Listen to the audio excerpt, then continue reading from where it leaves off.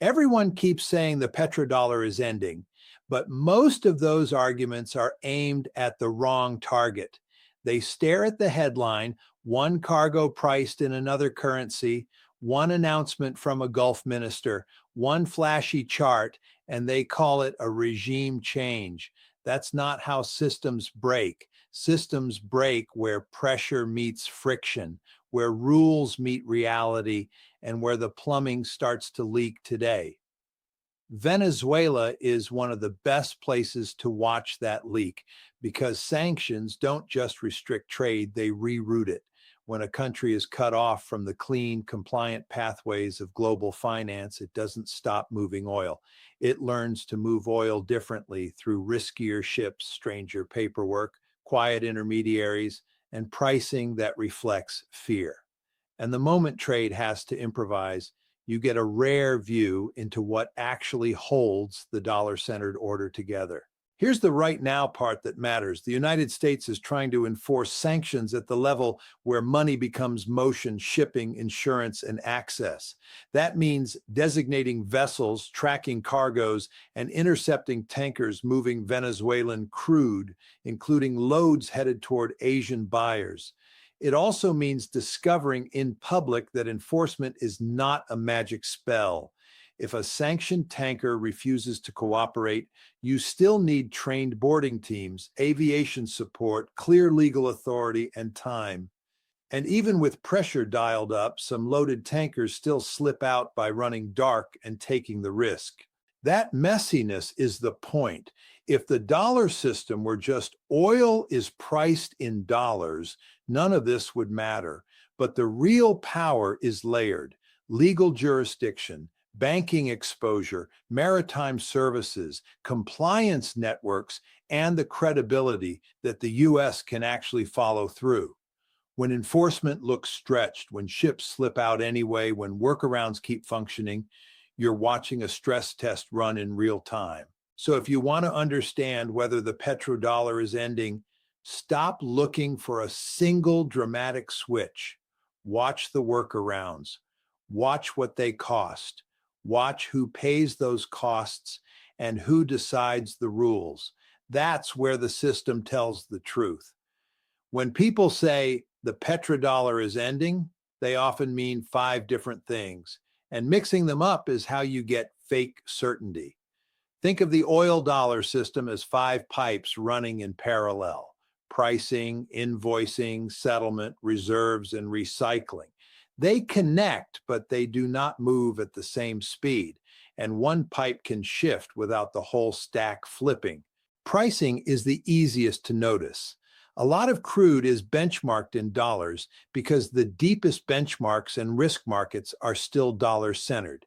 And that liquidity lowers friction for everyone who trades, hedges, or finances cargoes. Invoicing is the currency written on the contract, the number printed on the bill.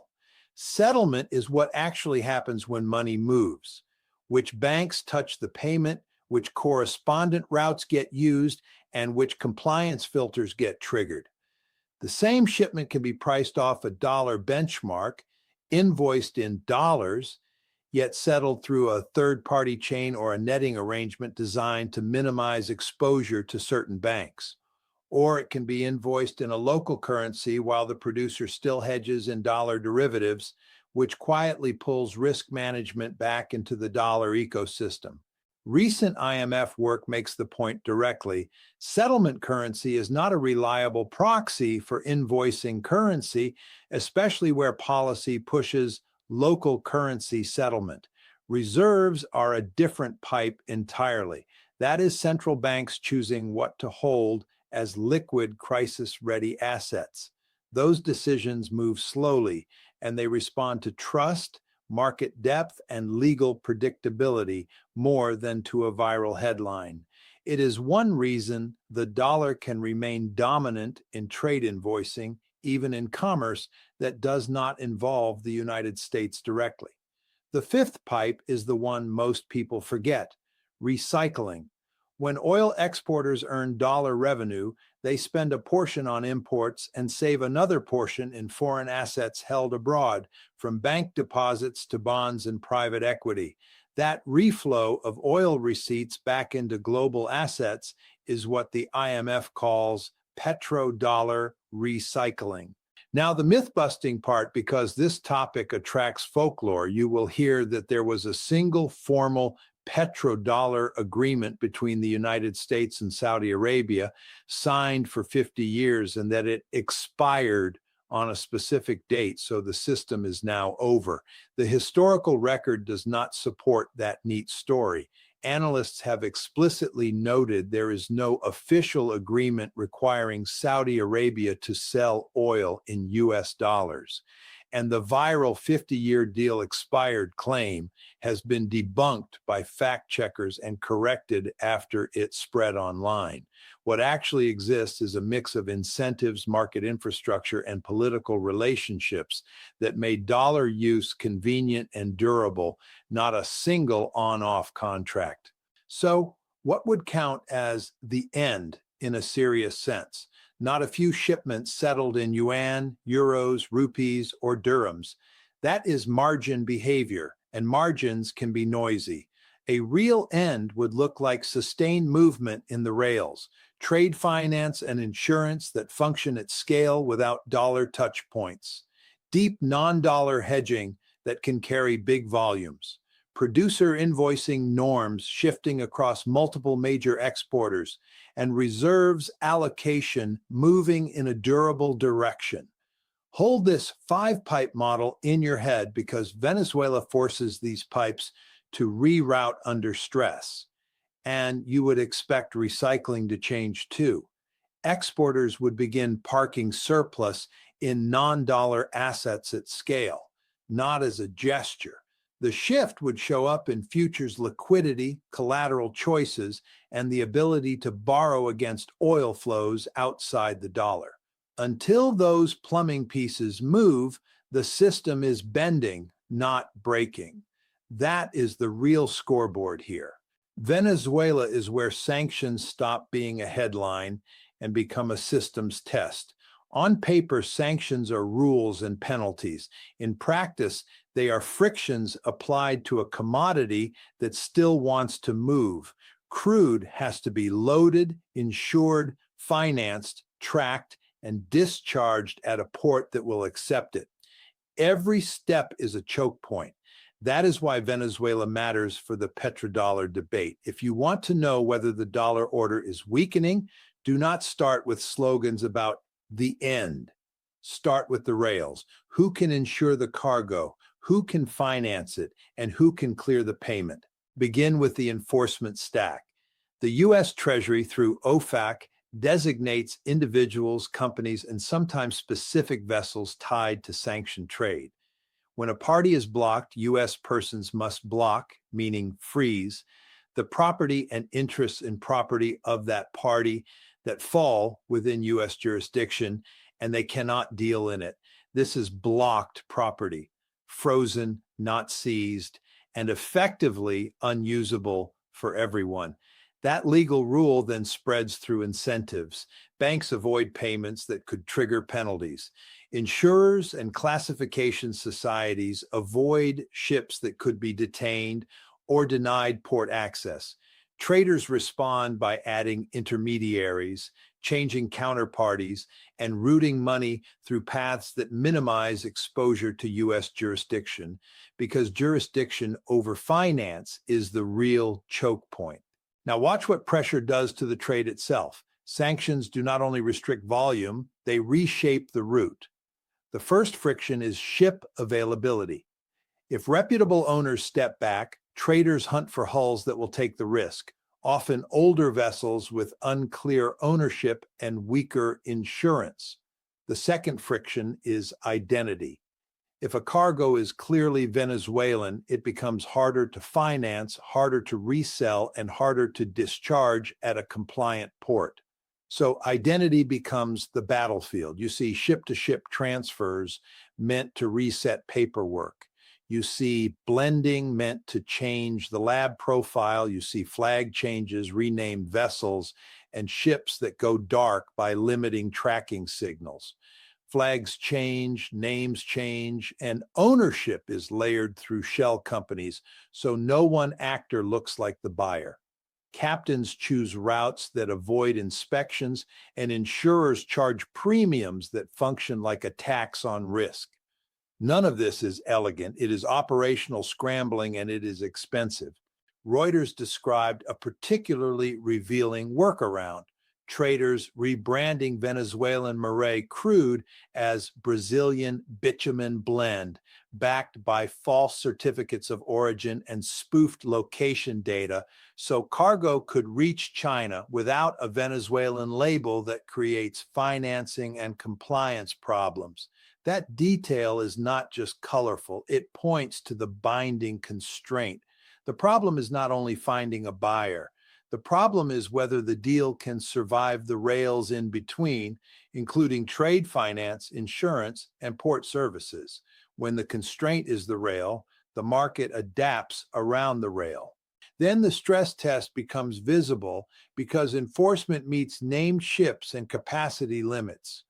Reuters reported the U.S. Coast Guard intercepted a China-bound tanker called Centuries carrying Venezuelan crude, with U.S. statements saying it had been disguised under a false name. China condemned the seizure and Venezuela called it piracy, while Washington framed it as sanctions enforcement. Reuters also reported that the tanker, formerly known as Bella 1, resisted boarding attempts and that the Coast Guard lacked resources for large-scale tanker seizures. And despite the blockade, Reuters reported multiple loaded tankers leaving Venezuela using dark mode, with some sailing without clear flags or safety documentation, which shows the practical limit of total enforcement. Here is the system's takeaway: sanctions create a gradient, not a wall. Compliance costs rise, visibility drops, and gray channels become more attractive at the margin, even if the dollar-centered core remains dominant. Venezuela shows how the system can keep functioning while becoming harder to control. Over time, each workaround is a lesson, and enough lessons can turn emergency exits into routine infrastructure. References, not part of the 650 words, OFAC sanctions framework, and blocked property concepts. Reuters on rebranding Venezuelan crude for China, Reuters on the Century seizure, Reuters on Bella 1 and Coast Guard enforcement constraints, Reuters on dark mode tanker departures and documentation issues. Here is where the end of the petrodollar debate usually turns into wishful thinking. People picture a clean switch. Stop paying dollars, start paying yuan, and the whole system flips overnight. But non-dollar oil trade is not a headline. It is an engineering problem, and it only works when the supporting parts work at global scale. If any one layer fails, traders root around it, and the workarounds tell you what really matters. Do a friction audit, and you will see the requirements: deep liquidity, practical convertibility, mature hedging markets, trusted courts and contracts, and a safe place to park surplus safely. Liquidity is simple to state and hard to build. If a refiner needs billions in a currency this week, the funding must exist without blowing out spreads. Convertibility is even more sensitive. Producers need to turn receipts into what they actually pay for: imports, debt service, spare parts, or investments, without waiting for political approvals or accepting punitive exchange rates. Hedging is the silent backbone. Legal certainty matters because contracts fail precisely when prices swing and politics heats up. People want courts, arbitration, and predictable enforcement. And the surplus problem is underrated. If you sell a lot of oil, you accumulate a lot of financial claims. You need somewhere to store them where you trust the rules, can move size, and can get your money out fast. That is why yuan-based oil trade exists but expands slowly. China can offer real incentives, access to its market, long-term contracts, and financing tied to infrastructure and industry. Some sellers accept yuan because they can spend it on Chinese goods, invest in China, or keep it inside a closed loop with Chinese suppliers. But the constraints are structural. The yuan is not fully convertible, offshore liquidity is thinner, and the global hedging ecosystem around it is smaller than what exists around dollar benchmarks. For many exporters, the hard question is not, can I accept yuan? It is, can I manage risk and store value in yuan at scale without losing flexibility? Even when invoices are in yuan, many exporters want an exit into dollar assets, and that conversion is never guaranteed. Sanctioned flows sharpen the incentives and change the routing. When the goal is to reduce U.S. exposure, payment paths become indirect by design.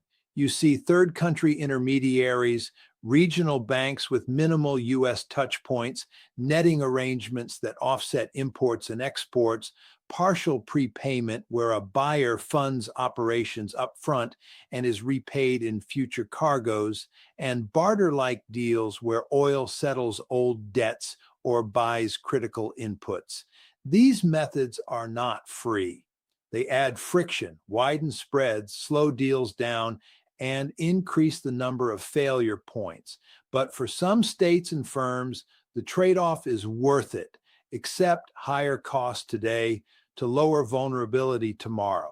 Here is the detail that ruins simplistic de-dollarization claims. A cargo can be non-dollar on paper while still leaning on dollar-linked infrastructure. The price may still reference a dollar benchmark. Shipping may still depend on insurers, classification, and ports that price risk through compliance. Trade finance may still be constrained by dollar funding conditions even if settlement happens elsewhere. So yes, alternatives are real. They are just costly, which raises the next question. If the friction is so obvious, why do states keep pushing anyway? This is where the story becomes less about which currency is used and more about feedback loops.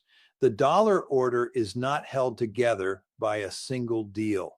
It is held together by layered incentives and infrastructure that can reinforce themselves or erode under pressure.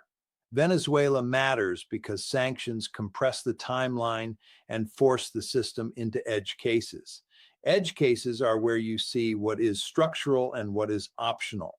Loop A is enforcement, then workarounds, then diversification. When enforcement tightens, traders do not simply stop. They search for routes that touch less U.S. jurisdiction. They add intermediaries, change shipping patterns, alter documentation, and reroute payments. Most of these attempts are messy and costly, but the ones that succeed become a playbook. Each repetition lowers the marginal cost of using non-dollar rails. This does not topple the dollar in a year, but it normalizes parallel pathways and builds muscle memory outside the clean rails. Loop B is the paradox. Risk can strengthen the dollar even while it motivates escape plans. When geopolitical stress rises, investors and institutions reach for the deepest pools of liquidity and the most trusted collateral. In modern markets, that has usually meant the dollar and U.S. treasuries. So the same headlines that spark de-dollarization talk can coincide with dollar demand rising. Two-time horizons operate at once. Short-term fear rewards the incumbent safe asset. Long-term exposure to weaponized access pushes states to build substitutes over time. Loop C is producer surpluses and recycling. When oil exporters run large surpluses, they accumulate financial claims and invest them abroad. Historically, a large share of those flows has recycled into U.S. dollar assets because those markets can absorb size, offer liquidity, and allow fast exits. When surpluses shrink or when domestic spending needs rise, less money is available to recycle and the portfolio mix can change. This is why petrodollar recycling is best understood as a flow choice under constraints, not a loyalty pledge. Loop D is infrastructure lock-in. Even if a buyer and seller agree to settle in another currency, the surrounding machinery can pull them back toward dollar-linked behavior. Benchmarks, derivatives, collateral practices, shipping insurance, and trade finance are built around dollar liquidity. If you price off dollar benchmarks, hedge in dollar derivatives, and borrow against cargo using dollar funding, you are still anchored to the dollar stack, even if the invoice settles elsewhere. Inertia here is path dependence, not ideology. Put these loops together and the picture sharpens. Once enough firms can clear and insure shipments without U.S. exposure, the threat of sanctions loses speed, even if it still hurts. Sanctions can reduce visibility and controllability by pushing activity into gray channels, while risk can increase demand for the dollar as a refuge. Recycling can amplify dollar liquidity when surpluses are large, or quietly soften it when surpluses shrink and portfolios diversify. Infrastructure can keep the system sticky long after politics changes. A real phase change would not be a speech or a handful of symbolic trades. It would be sustained movement in these loops at the same time. Workarounds becoming routine at scale. Safe asset demand shifting for years. Recycling flows redirecting in size, and market infrastructure, especially hedging and trade finance, migrating away from dollar-centered rails. So what happens next depends on which constraint bites harder, America's ability to enforce or everyone else's ability to route around enforcement without paying unbearable costs. The most likely path is not a clean break or a clean victory. It is a grind where the system learns, adapts, and ends up looking more hybrid than anyone admits in public. The first scenario, and the baseline, is managed erosion. This is most likely because it matches incentives on all sides. Washington keeps pressure on Venezuela and uses interdictions as a signal, but it also tries to cap escalation risk and avoid a visible energy shock. Buyers keep taking barrels when they can because energy security and discounts matter more than speeches. Traders keep routing shipments through intermediaries, blending, and paperwork gymnastics. More deals get structured to reduce U.S. exposure by using regional banks, prepayment, netting, or commodity swaps, but most pricing still references dollar benchmarks, most hedging still sits in dollar derivatives, and most surplus still wants a dollar exit. The margin diversifies, the core stays. Expect more small batch experiments in settlement currencies, but not a mass exodus. Every workaround that works becomes infrastructure, and every workaround that fails becomes a warning. This is slow, cumulative pressure, not a single turning point. The second scenario is enforcement hardening. This happens if Washington decides partial enforcement is worse than aggressive enforcement because it invites defiance and weakens credibility. You would see more vessel designations, tougher pressure on insurers and classification, and more interdictions meant to make examples. Reports already describe the cat and mouse behavior this produces: ships switching off tracking, cargoes sailing with documentation problems, vessels reversing course, and standoffs where boarding requires scarce specialized teams and time. The pressure tax rises in the form of insurance premiums, delays, forced U-turns, and deeper discounts. The risk is a mishap at sea that sparks a retaliation spiral. That is why volatility and risk premia rise even if volumes keep moving. The third scenario is a breakthrough rail shift, and it is the slow burn that matters most over a decade. It would require a major producer and a major buyer to scale non-dollar settlement with credible liquidity, hedging, and recycling options. The key is not the invoice. It is the ecosystem. trade finance that clears reliably without dollar correspondent chains, derivatives markets deep enough to hedge size, and asset channels that let exporters park large surpluses without feeling trapped. If that stack becomes boring and repeatable, sanction pressure loses speed because the payment, hedge, and savings loop can run outside U.S. jurisdiction. It will not look like a revolution. It will look like a new normal. It also needs trusted legal venues and deep collateral markets that others accept without hesitation. The fourth scenario is crisis-driven consolidation. A shock, a regional war, or a financial accident sends capital rushing back into the deepest safe pool. Even governments talking diversification may quietly increase dollar holdings because they need liquidity immediately, not a future architecture. In a panic, nobody wants a theory. They want cash and collateral. The narrative says the system is ending, but behavior says the system is still the last resort. The uncomfortable conclusion is that systems rarely flip overnight. They degrade, reroute, and hybridize, and Venezuela is where you can watch it happen. Venezuela matters here for a simple reason. It forces the global money and energy system into edge cases, and edge cases expose the plumbing. In normal times, the dollar stack looks effortless because most of the world chooses the lowest friction route by default. Under sanctions, routes get blocked and the system shows its true shape, which links are optional, which ones are mandatory, and which ones can be rebuilt outside U.S. jurisdiction when the incentives are strong enough.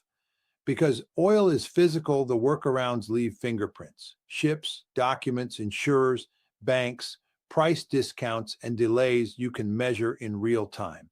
That is why the end of the petrodollar is usually a sloppy phrase. Most people use it as shorthand for three trends: less automatic compliance with U.S. preferences, more routing around the dollar-centered stack when politics demand it, and more public demand for alternatives even from states that still benefit from dollar liquidity. Those trends are real, but they do not equal a collapse.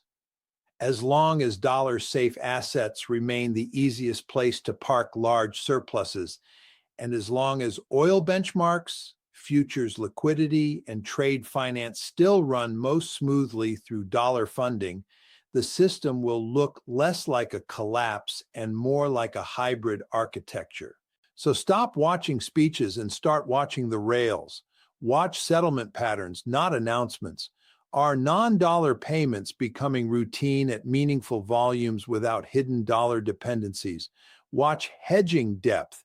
Do those currencies have liquid, trusted derivatives markets that producers and refiners actually use in size? Watch insurance and port behavior. When major insurers, classification services, and terminals treat these flows as normal instead of toxic, the shift is structural. Watch reserve allocation signals over years, not weeks, because that is where surplus storage choices become visible. Watch enforcement intensity and success rates because the real indicator is the price of routing around sanctions, freight premia, insurance costs, discount size, and delays.